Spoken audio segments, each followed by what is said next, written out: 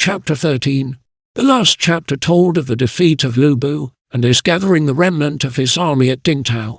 When all his generals had joined him, he began to feel strong enough to try conclusions with Cao Cao once again. Said Chen Gong, who was opposed to this course, "Cao Cao is too strong right now.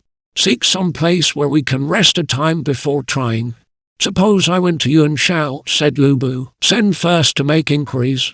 Lu Bu agreed. The news of the fighting between Cao Cao and Lu Bu had reached Jeju, and one of Yuan Shao's advisors, Shen Pei, warned him, saying, "Lu Bu is a savage beast. If he gets possession of Yanzhou, he will certainly attempt to add this region to it. For your own safety you should help to crush him." Wherefore Yuan Shao sent Yan Liang with 50,000 troops to destroy Lu Bu. The spies heard this and at once told Lu Bu, who was greatly disturbed, and called in Chen Gong. "Go over to Liu Bei, who has lately succeeded to Zhaju," said Chen Gong. Hence Lu Bu went thither. Hearing this, Liu Bei said, "Lu Bu is a hero, and we will receive him with honor." But Maizhu was strongly against receiving him, saying he was a cruel, bloodthirsty beast. But Liu Bei replied, "How would misfortune have been averted from Zhaju if he had not attacked Yanzhou? He cannot have bad intention, now that he comes seeking an asylum. Brother, your heart is really too good. Although it may be as you say, yet it would be well to prepare," said Zhang Fei. Liu Bei with a great following met Lu Bu 10 miles outside the city gates, and the two chiefs rode in side by side. They proceeded to the residence, and there, after the elaborate ceremonies of reception were over, they sat down to converse. Said Lu Bu, "After Minister of the Interior Wang Yun and I plotted to slay Dong Zhuo and my misfortune in the Lai Ju and Guosi sedition, I drifted about from one place to another, and none of the nobles in the east of Fuishan Mountain seemed willing to receive me. When Cao Cao with wicked ambition invaded this region and you, sir, came to its rescue, I aided you by attacking Yanzhou and thus diverting a portion of his force. I did not think then that I should be the victim of a vile plot and lose my leaders and my soldiers, but now, if you will, I offer myself to you that we may together accomplish great designs." Liu Bei replied, "When the late imperial protector Tao Kaian died, there was no one to administer Zhaju, and so I assumed that task for a time. Now since you are here, General, it is most suitable that I step down in your favor." Whereupon Liu Bei took the insignia and the seal of authority and handed them to Lu Bu. Lu Bu was on the point of accepting them, when he saw Guan Yu and Zhang Fei, who stood behind Liu Bei, glaring at him with angry eyes. So Lu Bu put on a smile and said, "I may be something of a fighting man, but I could not rule a great region like this." Liu Bei repeated his offer. But Chen Gong said, "The strong guest does not oppress his host. You need not fear, my lord." Then Liu Bei desisted. Banquets were held and dwelling places prepared for the guest and his retinue. As soon as convenient, Lu Bu returned the feast. Liu Bei went with his 2 brothers. Half through the banquet Lu Bu requested Liu Bei to retire to one of the inner private rooms, whither Guan Yu and Zhang Fei followed him. There Lu Bu bade his wife and daughter bow as to their benefactor. Here also Liu Bei showed excessive modesty. Lu Bu said, "Good younger brother, you need not be so very modest." Zhang Fei heard what Lu Bu said, and his eyes glared, shouting, "What sort of a man are you that dares call our brother younger brother? He is one of the ruling family, a jade leaf on a golden branch. Come out, and I will fight you 300 bouts for the insult." Liu Bei hastily checked the impulsive one, and Guan Yu persuaded him to go away. Then Liu Bei apologized, saying, "My poor brother talks wildly after he has been drinking. I hope you will not blame him." Lu Bu nodded, but said nothing. Soon after the guests departed. But as the host escorted Liu Bei to his carriage, he saw Zhang Fei galloping up armed as for a fray. "Lu Bu, you and I will fight that duel of 300 bouts," shouted Zhang Fei. Liu Bei bade Guan Yu check him. Next day Lu Bu came to take leave of his host. "You, O Lord, kindly received me, but I fear your brothers and I cannot agree. So I will seek some other asylum. General, if you go, the blame is mine. My rude brother has offended and must eventually apologize. In the meantime, what think you of a temporary sojourn at the town where I was encamped for some time, Xiaopai? The place is small and mean, but it is near, and I will see to it that you are supplied with all you need." Lu Bu thanked him and accepted this offer. He led his troops there and took up residence. After he had gone, Liu Bei reproved Zhang Fei for what he did, and Zheng Fei did not again refer to the matter. That Cao Cao had subdued the region around Shandong Mountains has been stated before. He memorialized the throne and was rewarded with the title of general who exhibits firm virtue and lord of fitting. At this time Lai Ju and Guosi were commanding the court. Lai Ju had made himself regent marshal, and his colleague Guosi styled himself grand commander. Their conduct was abominable, but no one dared to criticize them. Imperial guardian Yang Bio and Minister Zhu Jun privately talked with Emperor Xian and said, Cao Cao has over 200,000 troops and many capable advisors and leaders. It would be well for the empire if he would lend his support to the imperial family and help to rid the government of this evil party. His Majesty wept, I am weary of the insults and contempt of these wretches and should be very glad to have them removed. I have thought of a plan to estrange Lai Ju and Guosi and so make them destroy each other. Then Cao Cao could come and cleanse the court, said Yang Bio. How will you manage it? Asked the emperor. Guosi's wife, Lady Qiang, is very jealous, and we can take advantage of her weakness to bring about a quarrel. So Yang Bio received instruction to act, with a secret edict to support him.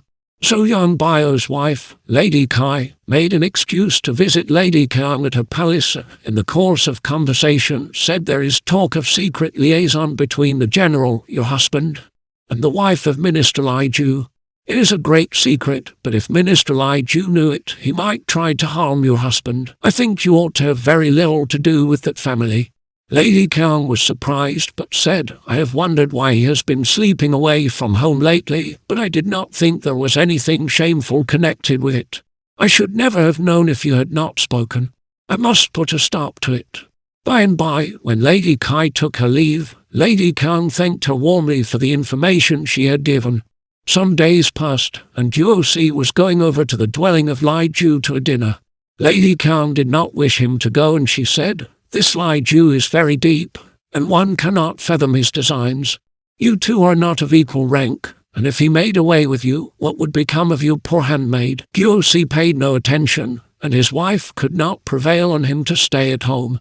Late in the afternoon some presents arrived from Lai Ju's palace, and Lady Qiang secretly put poison into the delicacies before she set them before her lord.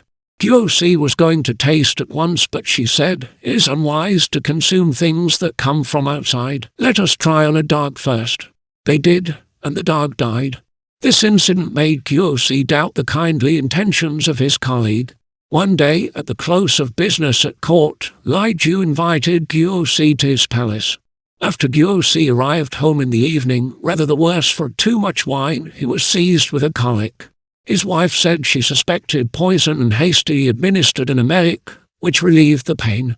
Guosi began to feel angry, saying, We did everything together and helped each other always. Now he wants to injure me. If I do not get in the first blow, I shall suffer some injury. So Guosi began to prepare his guards for any sudden emergency. This was told to Lai Ju, and he in turn grew angry, saying, So Guosi is doing so and so. Then Lai Ju got his guards under way and came to attack Guosi. Both houses had 10,000, and the quarrel became so serious that they fought a pitch battle under the city walls. When that was over, both sides turned to plunder the people. Then a nephew of Lai Ju, Lai Xian, suddenly surrounded the palace, put the emperor and empress in 2 carriages, and assigned Jiezu and Zhuoling to carry them off. The palace attendants were made to follow on foot. As they went out of the rear gate, they met Guosi's army, who began to shoot at the cavalcade with arrows. They killed many attendants before Lai Ju's army came up and forced them to retire. The carriages got out of the palace and eventually reached Lai Ju's camp, while Guosi's soldiers plundered the palace and carried off all the women left there to their camp. Then the palace was set on fire. As soon as Guosi heard of the whereabouts of the emperor, he came over to attack the camp of Lai Ju. The emperor between these 2 opposing factions was greatly alarmed. Indeed, slowly the Hans had declined but renewed their vigor with Liu Zhu. 12 were the rulers before him, followed him also 12 others. Foolish were 2 of the latest. Dangers surrounded the altars. These were degenerate days, with authority given to eunuchs. Then did he Jin the simple, the inept, who commanded the army. Warriors called to the capital, wishing to drive out the vermin. Though they drove out the leopards, tigers and wolves quickly entered. All kinds of evil were wrought by a low-class creature from Zizhu. Wang Yun, honest of heart, beguiled this wretch with a woman, much desired of his henchmen, thus sowing seeds of dissension. Strife resulted, and peace no longer dwelt in the empire. No one suspected that Lai Ju and Guosi would continue the evil, much to the sorrow of the Middle Kingdom, yet they strove for a trifle. Famine stalked in the palace, grief for the clashing of weapons. Why did the warlords strive? Why was the land thus partitioned? They had turned aside from the way appointed of heaven. Kings must ponder these things, heavy the burden lies on them. Chiefest in all the realm, theirs is no common appointment. Should the king falter or fail, calamities fall on the multitude people. The empire is drenched with their blood, grisly ruin surrounds them. Steeped in sorrow and sad, read you the ancient records. Long is the tale of years, the tale of sorrow is longer. Wherefore one who would rule, chiefly must exercise forethought. This and a keen-edged blade, these must suffice to maintain one. Guosi's army arrived, and Lai Ju went out to give battle. Guosi's troops had no success and retired. Then Lai Ju removed the imperial captives to Meiwa with his nephew Lai Zion as jailer. Supplies were reduced, and famine showed itself on the faces of the eunuchs. The emperor sent to Lai Ju to request 5 carts of rice and 5 sets of bullock bones for his attendants. Lai Ju angrily replied, "The court gets food morning and evening. Why do they ask for more?" He sent putrid meat and rotten grain. The emperor was very vexed at the new insult, uttering, "How dare the rebels do that to me?" Court councillor Yang Kai advised patience, saying, "Lai Ju is a base creature, but, under the present circumstances, your majesty must put up with it. You may not provoke him." The emperor bowed and was silent, but the tears fell on his garments. Suddenly someone came in with the tidings. A force of cavalry, their sabres glittering in the sun, are approaching to rescue the chariot. Then they heard the gongs beat and the roll of the drums. The emperor sent to find out who it was. But it was Guosi, and the sadness fell again.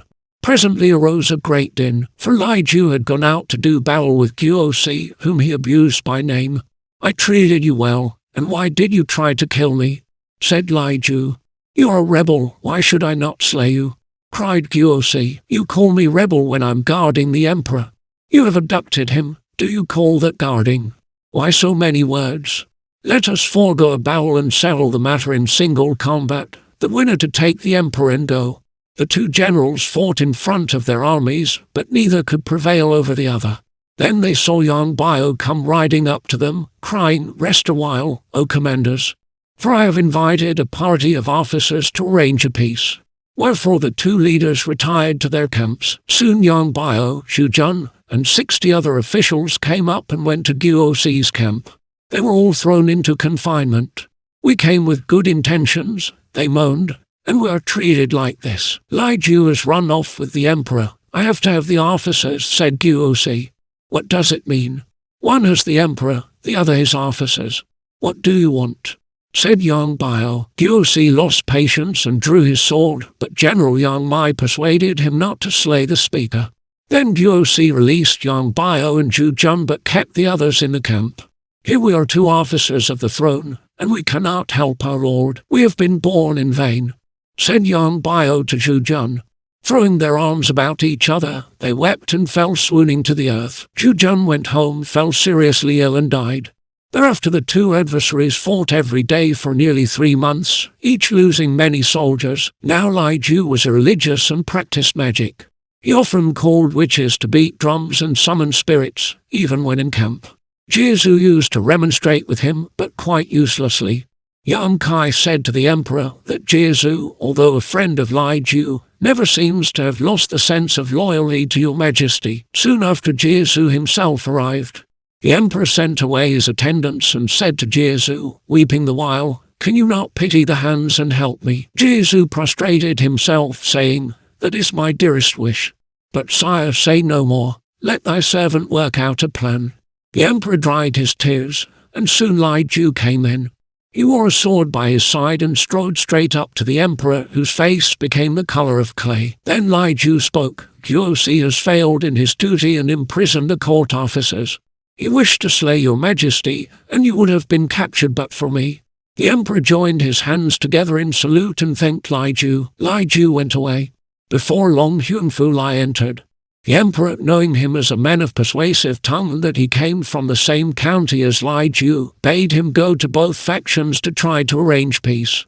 Huang Fu Lai accepted the mission and first went to Guo Si, who said, "I would release the officers if Lai Ju would restore the emperor to full liberty." Huang Fu Lai then went to the other side. To Lai Ju he said, "Since I'm a Ziliang man, the emperor and the officers have selected me to make peace between you and your adversary. Guo Si has consented to cease the quarrel. Will you agree to peace? I overthrew Lu Bu, have upheld the government for 4 years, and have many great services to my credit, as all the world knows. That other fellow, that horse thief, has dared to seize the officers of state and to set himself up against me. I have sworn to slay him. Look around you. Do you not think my army large enough to break him?" "It does not follow," said Huang Fu Lai. In ancient days in Yaoqiang, Hui, proud of and confident in his archer's skill, gave no thought to others and governed alone, and he so perished. Lately you yourself have seen the powerful Dong Zhuo betrayed by Lu Bu, who had received many benefits at his hands. In no time Dong Zhuo's head was hanging over the gate. So you see, mere force is not enough to ensure safety. Now you are a general, with the axes and whips and all the symbols of rank and high office. Your descendants and all your clan occupy distinguished positions. You must confess that the state has rewarded you liberally. True, Guo Si has seized the officers of state, but you have done the same to the most revered. Who is worse than the other?"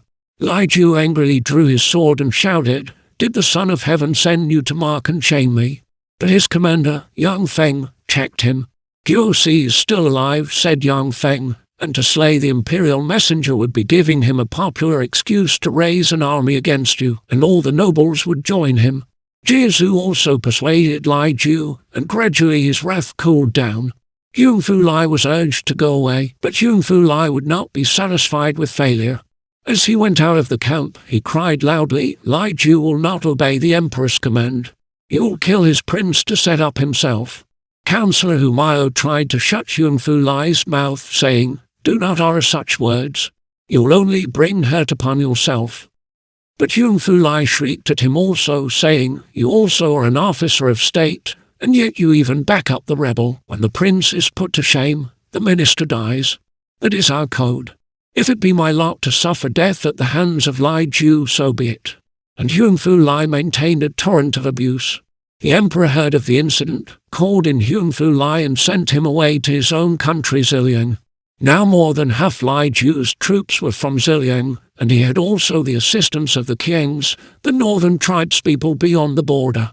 When Huang Fu Lai spread that Lai Ju was a rebel and so were those who helped him, and that there would be a day of heavy reckoning, those stories disturbed the soldiers. Lai Ju sent one of his officers, General Wang Chan of the Tiger Army, to arrest Huang Fu Lai.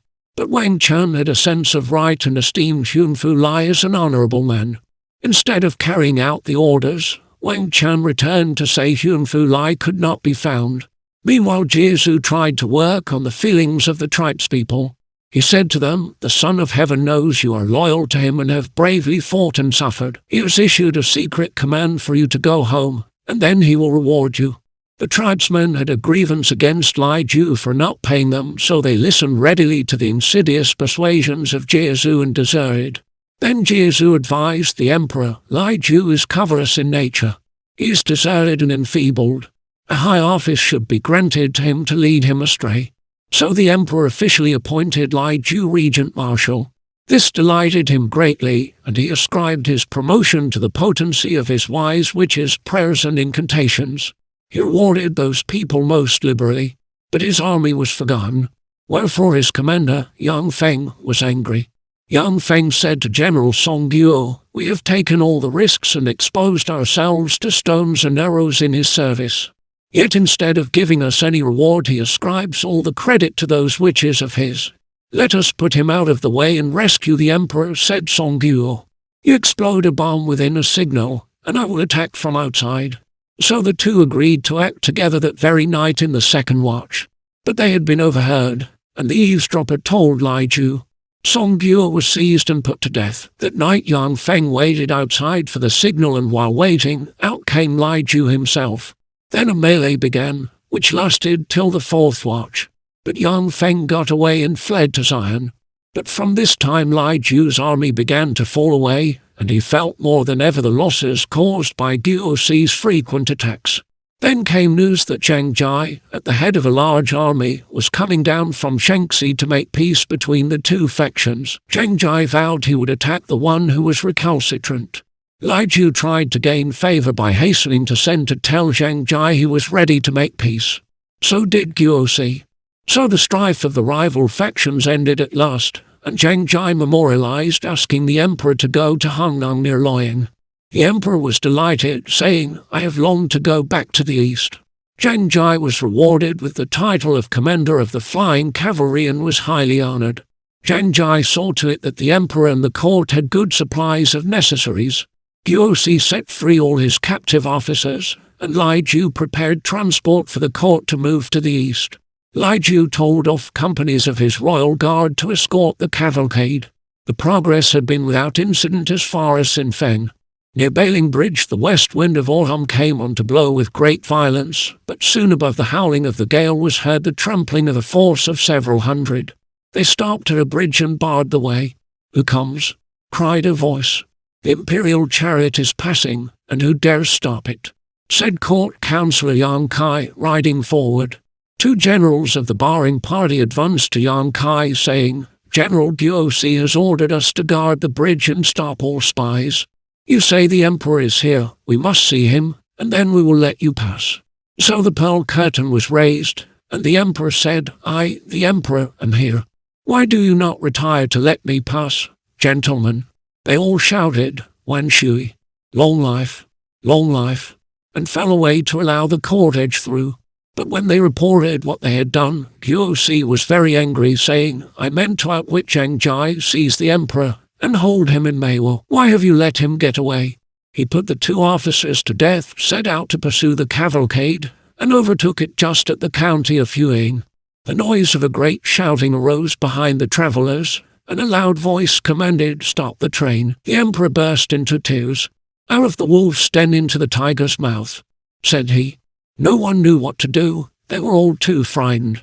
But when the rebel army was just upon them, they heard the beating of drums, and from behind some hills came into the open a cohort of more than 1,000 soldiers, preceded by a great flag bearing the name Han General Yang Feng.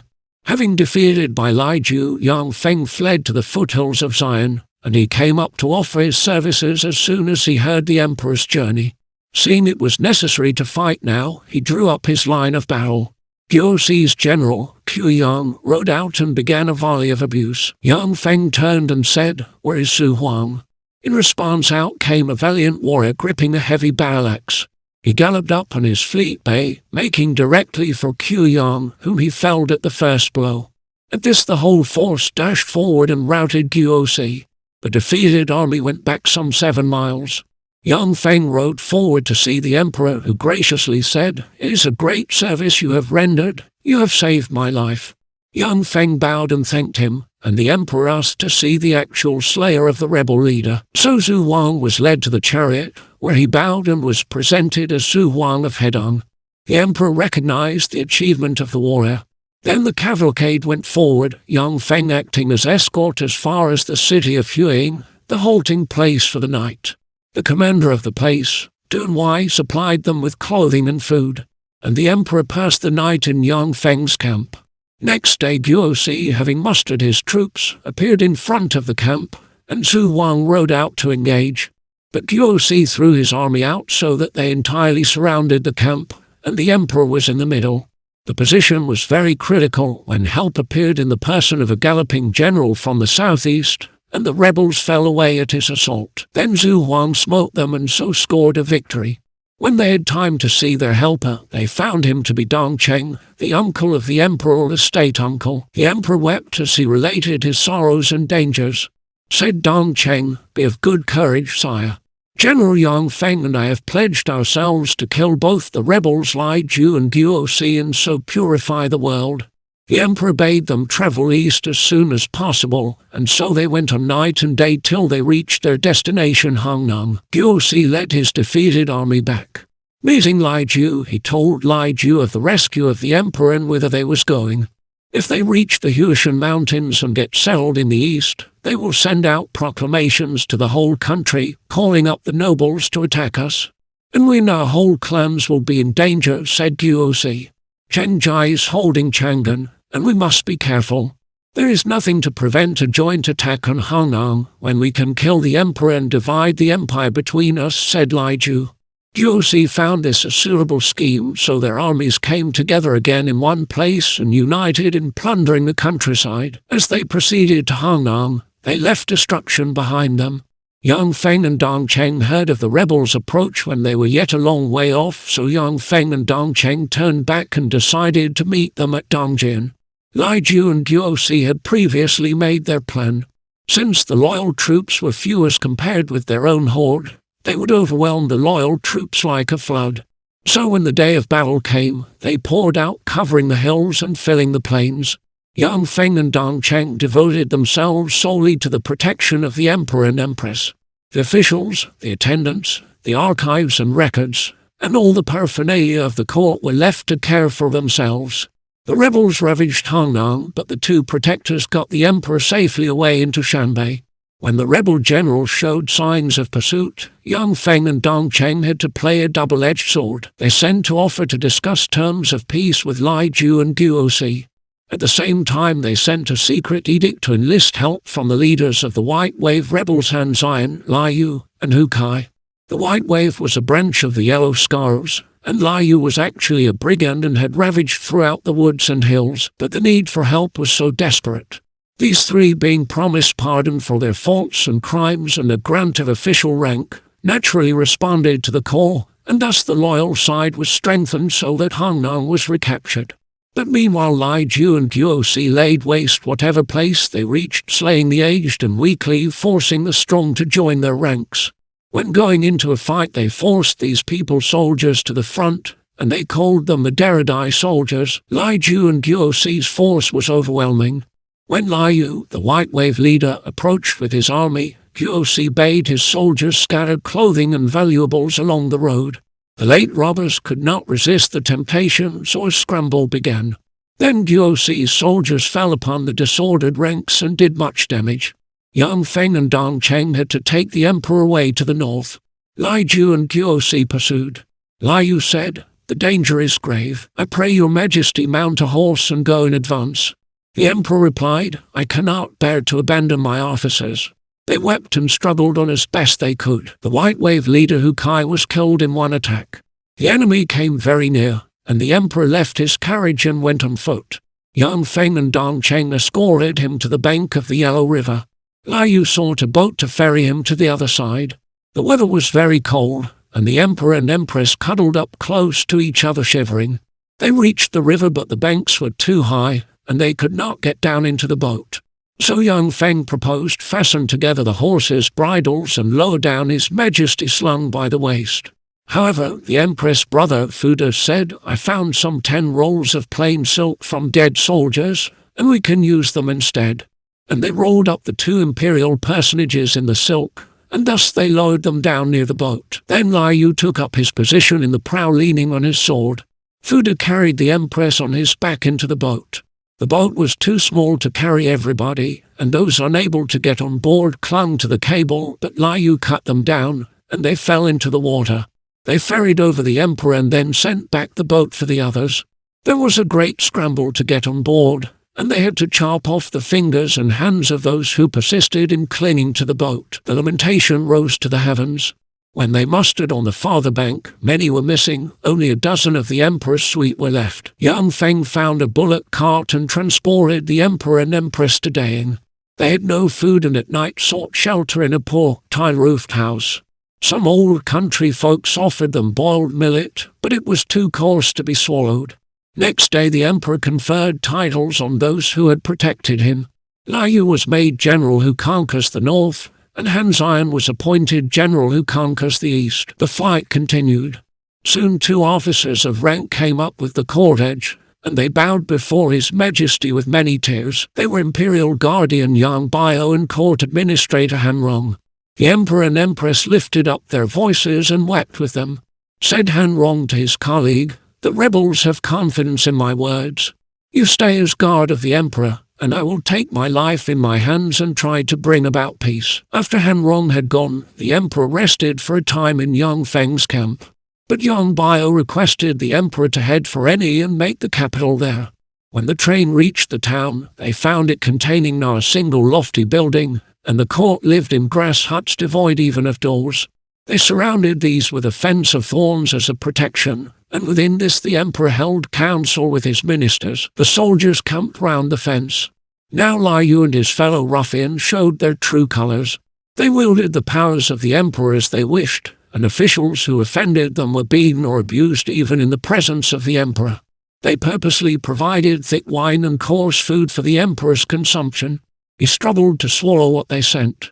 Lai Yu and Han Xian joined in recommending to the throne the names of convicts, common soldiers, sorcerers, leeches, and such people who thus obtained official ranks. There were more than 200 of such people. As seals could not be engraved, pieces of wood were hammered into some sort of a shape. Court affairs had never degraded to such a low point. Now Han Rong went to see Lai Ju and Guosi. After listening to his vigorous persuasions, the two rebel generals agreed to set free the officials and palace people. A famine occurred that same year and people were reduced to eating grass from the roadside. Starving, they wandered hither and thither. But food and clothing were sent to the emperor from the governor of Henei, Zheng Yang, and the governor of Hedong, Wang Yi, and the court began to enjoy a little repose. Dong Cheng and Yang Feng sent laborers to restore the palaces in Luoyang with the intention of moving the court thither. Lai Yu was opposed to this. Dong Cheng argued Luoyang is the original capital as opposed to the paltry town of Eni. Removal would be but reasonable. Lai Yu wound up by saying, "You may get the court to remove, but I shall remain here." But when the consent of the emperor had been given and a start made by Dong Cheng and Yang Feng, Lai Yu secretly sent to arrange with Lai Ju and Guosi to capture the emperor.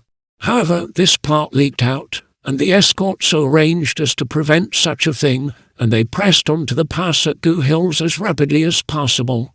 Lai Yu heard this and, without waiting for his rebel colleagues to join him, set out to act alone. About the fourth watch, just as the cavalcade was passing Gu Hills, a voice was heard shouting, "Stop those carriages! Lai Ju and Guosi are here." This frightened the emperor greatly, and his terror increased when he saw the whole mountainside suddenly light up. Indeed, the rebel party, erstwhile split in twain, to work their wicked will now join three again. How the Son of Heaven escaped this peril will be told in the next chapter.